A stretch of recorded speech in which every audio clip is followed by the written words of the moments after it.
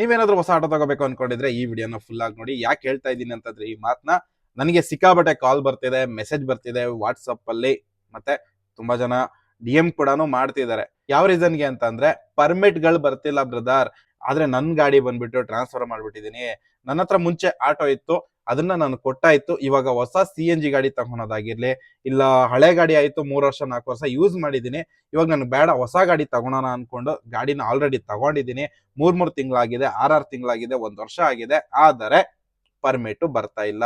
ಹೆಂಗೆ ಮಾಡಿಸ್ಕೊಳೋದು, ಇದಕ್ಕೆ ಏನು ಪ್ರಾಬ್ಲಮ್ ಅಂತ ಅನ್ಬಿಟ್ಟು ತುಂಬಾ ಜನ ನನಗೆ ಮೆಸೇಜ್ ಮಾಡ್ತಿದ್ರು. ಆ ರೀಸನ್ ಇಂದ ಅರ್ಜೆಂಟ್ ಆಗಿ ಈ ವಿಡಿಯೋನ ಮಾಡ್ತಾ ಇದೀನಿ. ಎಲ್ಲರಿಗೂ ನಮಸ್ಕಾರ ಸ್ನೇಹಿತರೆ, ನಾನು ನಿಮ್ಮ ಬಾಲಕೃಷ್ಣ. ನೀವು ನೋಡ್ತಾ ಇದ್ದೀರಾ ನಿಮ್ಮದೇ ಆದ ಯೂಟ್ಯೂಬ್ ಚಾನಲ್ ಆಪರ್ಚುನಿಟಿ ಬ್ಲಾಗ್ಗೆ ನಿಮ್ಮೆಲ್ಲರಿಗೂ ಸ್ವಾಗತ. ಪರ್ಮಿಟ್ ಸಿಗದಿರೋ ರೀಸನ್ ಏನಪ್ಪಾ ಅಂದ್ರೆ ವಾಹನ್ 4 ಅಂತ ಅನ್ಬಿಟ್ಟು ಏನು ಆನ್ಲೈನ್ ಅಪ್ಡೇಟ್ ಆಗ್ತಾ ಇತ್ತು, ಅದು ಏನು ಡೆಲ್ಲಿ ಸರ್ವರ್ ಅಂತ ಎಲ್ಲ ಹೇಳ್ತಾರೆ. ಆನ್ಲೈನ್ ಸೆಂಟ್ರಲ್ ಗವರ್ಮೆಂಟ್ ಏನ್ ಸರ್ವರ್ ಇದೆ ಅದು ಅಪ್ಡೇಟ್ ಆಗಿಲ್ಲ. 2019 ಮೇಲೆ ಯಾವ್ದೆಲ್ಲ ರಿಜಿಸ್ಟ್ರೇಷನ್ ಅಪ್ ಟು 26 ವರ್ಗೂನು ಗಾಡಿಗಳು ಯಾವ್ದೆಲ್ಲ ರಿಜಿಸ್ಟ್ರೇಷನ್ ಆಗಿದೆ, ಒಂದು ಎಕ್ಸಾಂಪಲ್ ಹೇಳ್ತೀನಿ, ನಿಮ್ಗೂ ಕೂಡ ಈಸಿಯಾಗಿ ಅರ್ಥ ಆಗುತ್ತೆ. ಈಗ ಈ ನನ್ನ ಆಟೋ ಆಯ್ತಾ, ಈ ನನ್ನ ಆಟೋ ಬಂದ್ಬಿಟ್ಟು ನಾನು ಶೋರೂಮ್ ಇಂದ ಹೊಸ ಗಾಡಿ ತಗೊಂಡೆ 2023 ಅಂತ ಇಟ್ಕೊಳ್ಳಿ ಆಯ್ತಾ. 2023 ನಾನು ಗಾಡಿ ತಗೊಂಡೆ, ಈಗ 26 ನಡೀತಾ ಇದೆ. 26 ನಾನು ಈ ಆಟೋ ರಿಕ್ಷಾನ ಸೇಲ್ ಮಾಡ್ತಾ ಇದೀನಿ. ಯಾರಿಗೆ?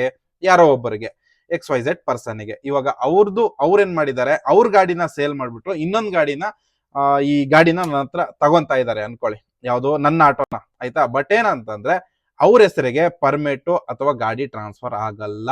ಯಾಕೆ ಅಂತ ಅಂದ್ರೆ ಇದು ಆನ್ಲೈನ್ ಅಲ್ಲಿ ಪೋರ್ಟಲ್ ಅಂದ್ರೆ ಡೆಲ್ಲಿ ಪೋರ್ಟಲ್ ಅಂತ ವಾಹನ್ 4 ಅಂತ ಏನಿದೆ ಅದು ಬಂದ್ಬಿಟ್ಟು ಅಪ್ಡೇಟ್ ಆಗಿಲ್ಲ ಆಯ್ತಾ. ಯಾವಾಗ ಆಗುತ್ತೆ ಗೊತ್ತಿಲ್ಲ, ಬಟ್ ಈ ವಿಡಿಯೋ ಹಾಕಿದ್ಮೇಲೆ 1 ವಾರ ಬಿಟ್ಕೊಂಡು ಆಗ್ಬೋದು, 1 ತಿಂಗಳು ಬಿಟ್ಕೊಂಡು ಆಗ್ಬೋದು, 3 ತಿಂಗಳು ಬಿಟ್ಕೊಂಡಾದ್ರೂ ಆಗ್ಬೋದು. ಬಟ್ ಏನಂತಂದ್ರೆ ಇವಾಗ ಸದ್ಯಕ್ಕೆ ಆಗಿಲ್ಲ ಆಯ್ತಾ. ಆ ರೀಸನ್ ಇಂದ ತುಂಬಾ ಜನ ಯಾಮಾರ್ತಾ ಇದಾರೆ, ಗಾಡಿಗಳನ್ನ ತಗೊಂತಾ ಇದಾರೆ. ಆ ರೀಸನ್ ಇಂದ ಹೇಳ್ತಾ ಇರೋದು. ಈಗ ಸಪೋಸ್ ಇವಾಗ ನಾನು ಕೂಡ ಎಕ್ಸಾಂಪಲ್ ಹೇಳ್ತಾ ಇದ್ದೀನಿ. ಈ ಗಾಡಿನ ನಾನು ಸೆಕೆಂಡ್ ಹ್ಯಾಂಡ್ ಇನ್ನೊಬ್ರ ಹತ್ರ ತಗೊಂಡೆ, ನನ್ನ ಹೆಸರಲ್ಲಿ ಆಲ್ರೆಡಿ ಗಾಡಿ ಇತ್ತು, ನಾನು ಆ ಗಾಡಿನ ಸೇಲ್ ಮಾಡಿದೆ. ಈ ಗಾಡಿ ನನಗೆ ಇನ್ನೊಂದು ಲೇಟೆಸ್ಟ್ ಮಾಡ್ಲೋ 1 ವರ್ಷ ಹಳೆ ಗಾಡಿನೋ ಒಳ್ಳೆ ರೇಟಿಗೆ ಸಿಕ್ತು ಅಂತ ನಾನು ಈ ಗಾಡಿನ ಹಾಕೊಂಡೆ ಅನ್ಕೊಳ್ಳಿ. ಇವಾಗ ಏನಾಗ್ತಿದೆ, ಈ ಗಾಡಿ ಬಂದ್ಬಿಟ್ಟು ನನ್ನ ಹೆಸರಿಗೆ ಟ್ರಾನ್ಸ್ಫರ್ ಮಾಡಕ್ ಆಗ್ತಿಲ್ಲ. ಯಾಕಂತಂದ್ರೆ ಆಲ್ರೆಡಿ ನನ್ನ ಇದು ಆನ್ಲೈನ್ ಪೋರ್ಟಲ್ ಅಲ್ಲಿ ಬಂದ್ಬಿಟ್ಟು ನನ್ನ ಹೆಸರು ತೋರಿಸ್ತಿದೆ, ಆಲ್ರೆಡಿ ಇವ್ರದ್ದು ಪರ್ಮಿಟ್ ತಗೊಂಡಿದ್ದಾರೆ ಅಂತ ಅನ್ಬಿಟ್ಟು. ಅದರಿಂದ ಏನಾಗ್ತಿದೆ, ಗಾಡಿ ಟ್ರಾನ್ಸ್ಫರ್ ಆಗ್ಬಿಡುತ್ತೆ. ಯಾರಿಗೆ ಟ್ರಾನ್ಸ್ಫರ್ ಆಗ್ತಿದೆ? ಈಗ ಎಕ್ಸಾಂಪಲ್ ಹೇಳ್ಬೇಕು ಅಂದ್ರೆ, ಇವಾಗ ಹೊಸೊಬ್ರು ಯಾರೋ ಫ್ರೆಶರ್ ಆಗಿ ಬರ್ತಿರ್ತಾರೆ, ಹೊಸೊಬ್ರು ಫಸ್ಟ್ ಟೈಮ್ ಅವರು DL ಬ್ಯಾಡ್ಜ್ ಮಾಡಿಸ್ಕೊಂಡು ಅವ್ರ ಹೆಸರಿಗೆ ಗಾಡಿನ ಟ್ರಾನ್ಸ್ಫರ್ ಮಾಡಿಸ್ಕೊಂತಾರೆ ಅನ್ಕೊಳ್ಳಿ, ಈ ಗಾಡಿನೇ ಆಯ್ತಾ. ಆಲ್ರೆಡಿ ನಾನು ನನ್ನ ಹತ್ರ ಆಲ್ರೆಡಿ ಒಂದ್ ಗಾಡಿ ಇತ್ತು, ಆ ಗಾಡಿನ ಸೇಲ್ ಮಾಡಿದೆ, ಇನ್ನೊಂದು ಗಾಡಿ ತಗೊಂಡಿದ್ದೀನಿ. ಈಗ ಈ ಗಾಡಿನ ಬಂದು ನನ್ನ ಹೆಸರಿಗೆ ಮಾಡ್ಕೋಬೇಕು ಅಂದ್ರೆ ಆಗ್ತಾ ಇಲ್ಲ. ರೀಸನ್ ಬಂದು ಪೋರ್ಟಲ್ ಅಲ್ಲೇ ಆಲ್ರೆಡಿ ತೋರಿಸುತ್ತೆ ಇವರ ಹೆಸರಲ್ಲಿ ಪರ್ಮಿಟ್ ಆಲ್ರೆಡಿ ಇದೆ, ಹಾಗಾಗಿ ಇನ್ನೊಂದು ಪರ್ಮಿಟ್ ಕೊಡಕ್ ಆಗಲ್ಲ ಅಂತ ಅನ್ಬಿಟ್ಟು ತೋರಿಸ್ತಿದೆ. ಇದು ಬಂದ್ಬಿಟ್ಟು ತುಂಬಾ ದೊಡ್ಡ ಇಶ್ಯೂ ಅಂತ ಹೇಳ್ಬೋದು. ಯಾಕೆ ಅಂತಂದ್ರೆ ಈ ಪ್ರಾಬ್ಲಮ್ ತುಂಬಾ ಜನಕ್ಕೆ ಆಗ್ತಿದೆ. 2019 ಏಪ್ರಿಲ್ ಮೇಲೆ ಇವತ್ತು 2026 ಏನ್ ಓಡ್ತಿದೆ, ಇಲ್ಲಿ ಗಂಟ ಯಾರ್ದೆಲ್ಲ ಗಾಡಿ ರಿಜಿಸ್ಟ್ರೇಷನ್ ಆಗಿದೆ ಅವ್ರದ್ದು ಗಾಡಿ ಟ್ರಾನ್ಸ್ಫರ್ ಆಗಿದೆ. ಇವಾಗ ಸಪೋಸ್ ಹೇಳ್ಬೇಕಂದ್ರೆ ನನ್ನ ಹೆಸರಿಗೆ ನಾನು ಟ್ರಾನ್ಸ್ಫರ್ ಮಾಡ್ಕೋಬಹುದು. ಬಟ್ ಏನಂತಂದ್ರೆ ಪರ್ಮಿಟ್ ಸಿಗಲ್ಲ ಆಯ್ತಾ.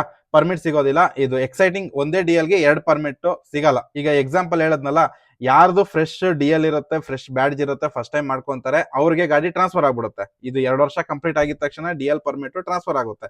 ಆದರೆ ಪ್ರಾಬ್ಲಮ್ ಎಲ್ಲಾಗ್ತಿದೆ ಅಂತಂದ್ರೆ, ಇವಾಗ ನನ್ನ ಹತ್ರ ಆಲ್ರೆಡಿ ಒಂದ್ ಗಾಡಿ ಇತ್ತು, ನಾನು ಸೇಲ್ ಮಾಡಿದೆ. ಇವಾಗ ನಾನು ಇನ್ನೊಂದು ಗಾಡಿ ತಗೊಂತಾ ಇದ್ದೀನಿ. ಅದು ಹೊಸ ಗಾಡಿನೇ ಆಗಿರ್ಬೋದು, ಇಲ್ಲ ಸೆಕೆಂಡ್ ಹ್ಯಾಂಡ್ ಗಾಡಿನೇ ಆಗಿರ್ಬೋದು. ನಾನು ತಗೊಂಡಾಗ ನನ್ನ ಹೆಸರಲ್ಲಿ ಗಾಡಿ ಇತ್ತು, ನಾನು ಸೇಲ್ ಮಾಡಿದ್ದೀನಿ. ಅದು ಬಂದ್ಬಿಟ್ಟು ಹೊಸೊಬ್ರು ಯಾರಿತ್ತು, ಹೊಸ DL ಗೆ ಅದು ಟ್ರಾನ್ಸ್ಫರ್ ಕೂಡ ಆಯ್ತು. ಆದ್ರೂ ಕೂಡ ನನ್ನ ಹೆಸರಲ್ಲಿ ಪರ್ಮಿಟ್ ಇದೆ ಅಂತ ತೋರಿಸುತ್ತೆ, ಪರ್ಮಿಟ್ ಸಿಗಲ್ಲ ಆಯ್ತಾ. ಇಷ್ಟು ಸಿಂಪಲ್. ಇದು ಹೇಳ್ಬೇಕು ಅಂದ್ರೆ ತುಂಬಾ ಜನಕ್ಕೆ ಅರ್ಥ ಆಗಲ್ಲ, ಅದಕ್ಕೆ ತುಂಬಾ ಎಕ್ಸಾಂಪಲ್ ಕೊಡ್ಬೇಕಾಯ್ತು. ಯಾಕಂತಂದ್ರೆ ನನಗೆ ಕಾಲ್ ಮಾಡಿದವರೆಲ್ಲ ಅದೇ ಮಾಡ್ತಿರೋದು, ಬ್ರೋ ನೀವ್ ಹೇಳೋದ್ ನನ್ಗೆ ಅರ್ಥನೇ ಆಗ್ತಿಲ್ಲ ಅಂತ. ಸೊ ಇವಾಗ ಅರ್ಥ ಆಗಿರುತ್ತೆ ಅನ್ಕೊಂಡಿದೀನಿ.